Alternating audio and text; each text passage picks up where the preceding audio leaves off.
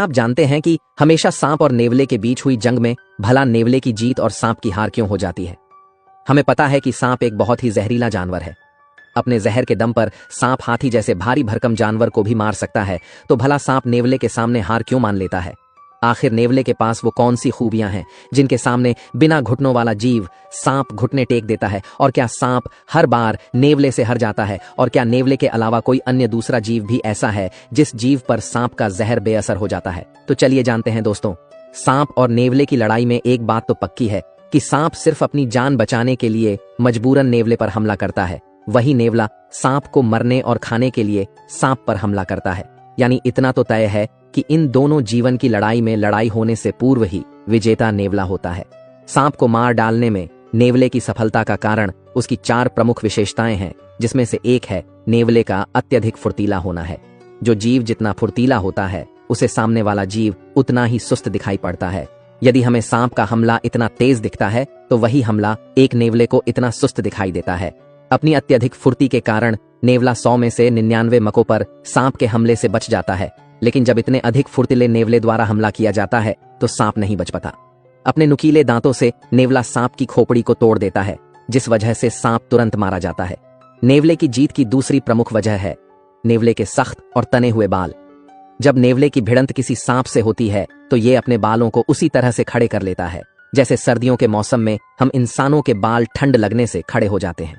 हमारे बाल खुद में परिवर्तन हमें सर्दी से बचाने के लिए करते हैं, जबकि नेवले के बाल उसे सांप के कांटे जाने से बचाने के लिए सीधे तन जाते हैं। सांप के विष वाले दांत ज्यादा लंबे नहीं होते, इसलिए जब सांप नेवले को काटने की कोशिश करता है तो अधिकतर मौकों पर सांप के दांत नेवले के सख्त बालों में ही जहर उगलकर वापस हो लेते हैं। ये दांत नेवले की त्वचा तक पहुंच ही नहीं पाते। दोस्तों, यदि सांप नेवले को काटने में कामयाब भी हो जाता है तो नेवले की अन्य खूबियां उसकी जान बचा लेती हैं।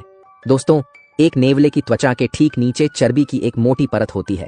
सांप अपना विष नेवले की चर्बी इसी पार्ट में छोड़ पाता है।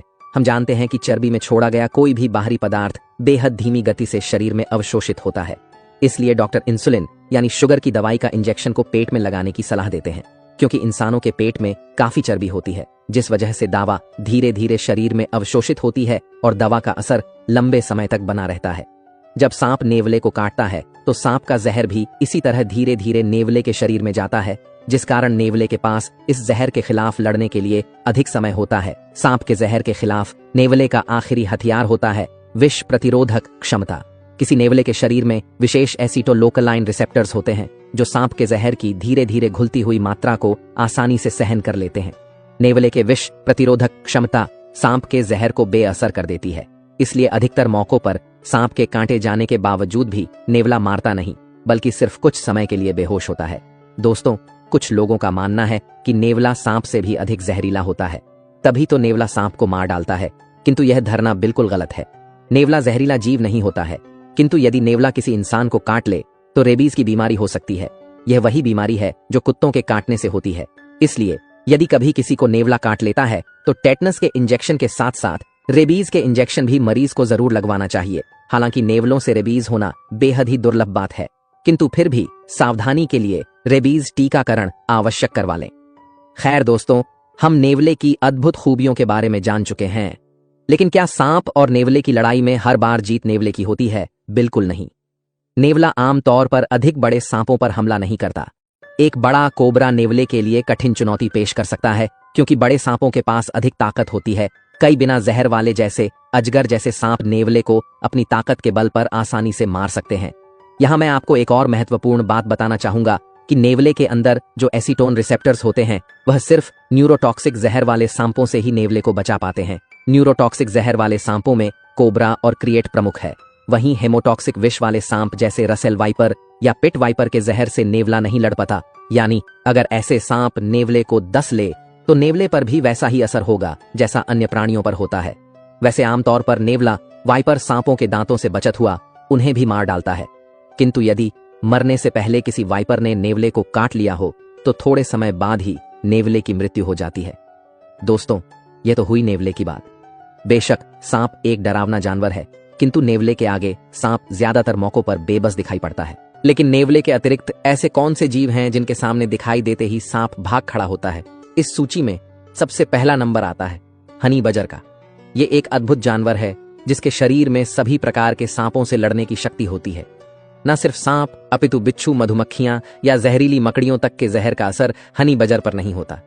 जहरीले से जहरीला सांप जब इसे काटता है तब यह कुछ पल के लिए बेहोश जरूर हो जाता है, लेकिन थोड़ी देर बाद यह उठकर ऐसे दौड़ने लगता है मानो जैसे कुछ हुआ ही ना हो। हनी बजर बहुत ही गुस्सैल और लड़ाकू किस्म का जानवर है। इसे देखते ही सांप सहित सारे जंगली जानवर दूर भाग जाते हैं, क्योंकि इसकी त्वचा इतनी सख्त और मोटी होती है कि बार बार प्रयास करने पर भी शेर, चीता आदि भी इसे नहीं मार पाते। भारत, पाकिस्तान और बांग्लादेश में इसे कब्र बिज्जू कहते हैं। ऐसी मान्यता है कि हनी बजर कब्र से खोदकर मुर्दों तक को भी खा जाता है। हनी बजर के अलावा अमेरिका में पाया जाने वाला एकमात्र मार्सुपियलस प्राणी यानी ऐसा जीव है जिसके पेट के पास कंगारू की भांति अपने बच्चों को रखने की थैली होती है। यह एक निशाचर सर्वाहारी जीव है जो सांपों को खाना बेहद पसंद करता है। यदि सांप इसे काट ले तो यह सांप के जहर को नष्ट करने के लिए एक अनोखा तरीका अपनाता है। वो पसंद से अपने हृदय में धड़कन की गति और श्वास गति को बेहद धीमा कर लेता है। आमतौर पर इसका दिल प्रति मिनट 200 से 250 बार धड़कता है, किंतु यदि कोई सांप इसे काट ले तो यह अपने हृदय को प्रति मिनट 5 से 8 बार ही धड़कता है, ताकि सांप का जहर इसके शरीर में इतनी धीमी गति से फैले कि इसके अंदरूनी अंग उस जहर से प्रभावित ना हो। इस दौरान यह बिना हिले डुले एक जगह पर ऐसे पड़ा रहता है मानो मार गया हो, किंतु इसे अपने आसपास की गतिविधियों के बारे में सारी जानकारी होती है। ऐसी हालत में मार्सुपियलस आधे घंटे से लेकर 7 से 8 घंटे तक यूं ही पड़ा रह सकता है। कई बार दूसरे हमलावर जानवरों से खुद के बचाव के लिए भी मार्सुपियलस इसी तरह से मरने का बहाना करता है। इसके अलावा एक पक्षी और भी है जो सांपों को खाने के लिए हमेशा भूखा रहता है, जिसका नाम है सेक्रेटरी बर्ड। यह दुनिया का सबसे लंबा रैप्टर पक्षी है जो जहरीले सांपों का शिकार करने में माहिर होता है, इसलिए यह किलर क्वीन कहलाता है। आपको जानकर यह हैरानी होगी कि इसका कद इंसानों जितना लंबा होता है, जिसके पैर लंबे और काफी ताकतवर होते हैं। यह एक शिकारी पक्षी है जो पलक झपकते ही सांपों को ढेर कर देता है। इसके सांपों को मारने का तरीका हैरान करता है। सेक्रेटरी बर्ड दोस्तों, लंबी टांगों वाला पक्षी बाज के परिवार से संबंध रखता है। 4 से 5 फीट तक ऊंचा हो जाने वाला सेक्रेटरी वर्ल्ड सांपों को अपनी मजबूत टांगों से पीट पीट कर मार डालता है। इसकी टांगों का वॉर बेहद भीषण होता है, जो एक बार में ही सांप का कचूमर निकलने के लिए काफी है। यदि सांप सेक्रेटरी बर्ड के हाथों जान गंवाने से पहले इस पक्षी को काट भी लें तो आमतौर पर एक छोटे सांप का जहर इस पक्षी पर बेअसर ही रहता है।